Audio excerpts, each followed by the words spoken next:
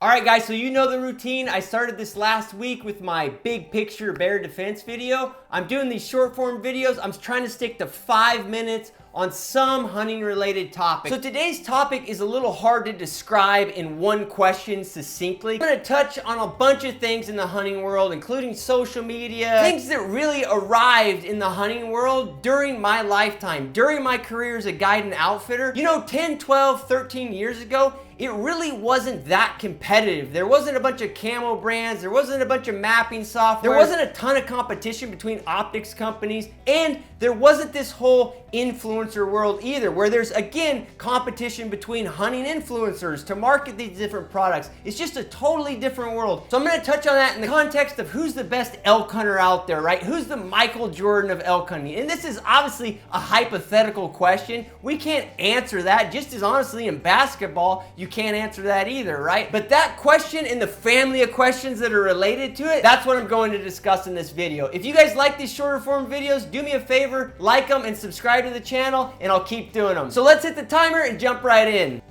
The first thing on this concept is humans just want a scoreboard, and hunters are no different. So our natural scoreboard nowadays, for better or worse, is social media, right? We see people on there and we reference, you know, how many animals they're killing, how big the animals they're killing. And this is where the shit talking begins, right? I cannot tell you how many times I've been in a lodge or around a campfire with a bunch of guides or a bunch of hunters, and everybody's talking about how, hey, this guy, he's not all that he's cracked up to be. He's not the great hunter that he looks like on social media. And, you know, this goes on and on. So there's a lot of questions around this. Like, why do we have this obsession with it? Why do we worry about it? I think what it is it doesn't matter what we're trying to get good at, right? You know, it could be golf, it could be tennis, it could be hunting, it could just be long range shooting. Any endeavor, we want to have idols. We want to have somebody that depicts our goals in that space. And what's happened in the last decade is people have filled that gap and they become prominent hunting figures on social media. So probably a bunch of you guys think I'm going to get negative on this. The reality is, like, I have a mixed opinion on it, right? I think it's great that there's people out there motivating other people to go hunting. I think it's great that there's people out there in social media that are motivating people to get into shape, not only for hunting, but just in life. I think that's all a good thing, right? In a sense,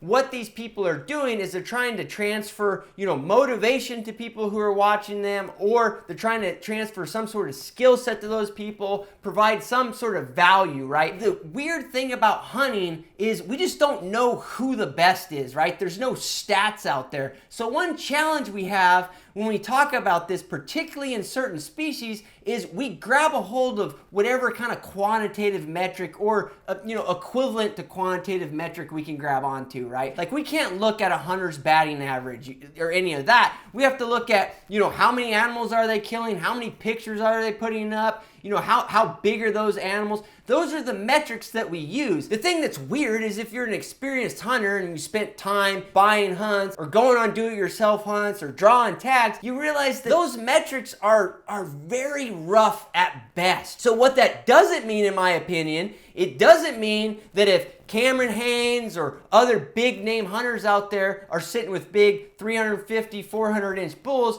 it doesn't mean that, oh, they don't know what they're talking about because they paid for that access. No, it doesn't mean that at all. In my years of guiding a lot of different people across the scale of hunting skill set, I can tell you that some of the best hunters I know in my life are individuals who spend a ton of money on access to great hunting, right? So it's not mutually exclusive. Just because people are paying for great hunting areas, they're hunting on Indian reservations, they're hunting on great ranches, that doesn't immediately mean that they're a fake in the business. A matter of fact, that type of hunting, you know, just like wilderness hunting, just like tough over-the-counter units that give you a certain skill set, that type of hunting gives you another chunk of knowledge, actually. So in a way, having great access to great elk hunting or great whatever species hunting, in a way, it allows you to build up your skill set as a hunter. But my point is, it surely is not mutually exclusive. Just because somebody has access to, you know, certain types of hunts doesn't mean they're a poor hunter or a fake. But at the same time, it's no proof. It's not a great stat to show that they're like a phenomenal hunter. So the question is like, why does that matter? And,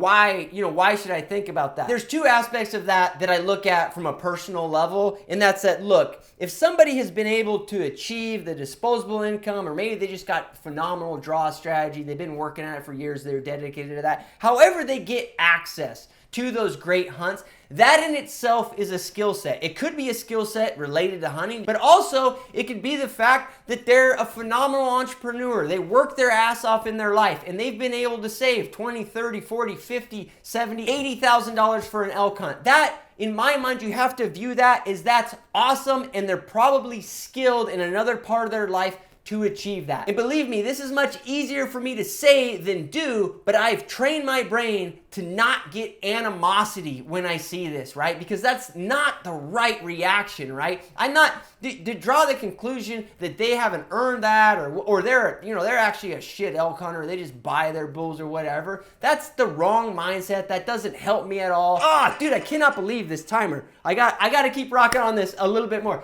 What I was getting at is what I think is the most important part of this discussion, right? And it ties into social media, and it ties in to how we should view social media as hunters. First off, being an insider in the business, I can tell you that the Michael Jordan of elk hunting, the Michael Jordan of sheep hunting, I have met some of these people who are probably in that realm. They're one of the best elk hunters on this planet. They're one of the best sheep hunters on this planet. And the reason I know that is because I know their record. I just know that they get an absurd amount of reps. I can tell you though that all the people that come to mind in all my years of actively working in this industry, none of those people have a big social media following. And it's just a logistical reason. They're too busy doing that, right? They hunt elk more than I do. They hunt elk more than Cameron Haynes, or they're guiding more than whoever, right? The guys who are running big social media platforms, big YouTube channels, they're not doing that. It's impossible for them to do that. So you can't assume that they're literally statistically the best at that. And some of the shit on social media, yeah, I'm not gonna dwell on it because it's just a negative route to go, but some of the hunting shit on social media is completely fake, right? Some of the advice is completely fake, doesn't make any sense, and I don't think is based on even real world experience. But the majority of the stuff out there on social media, at least to some extent, and a chunk of that to a very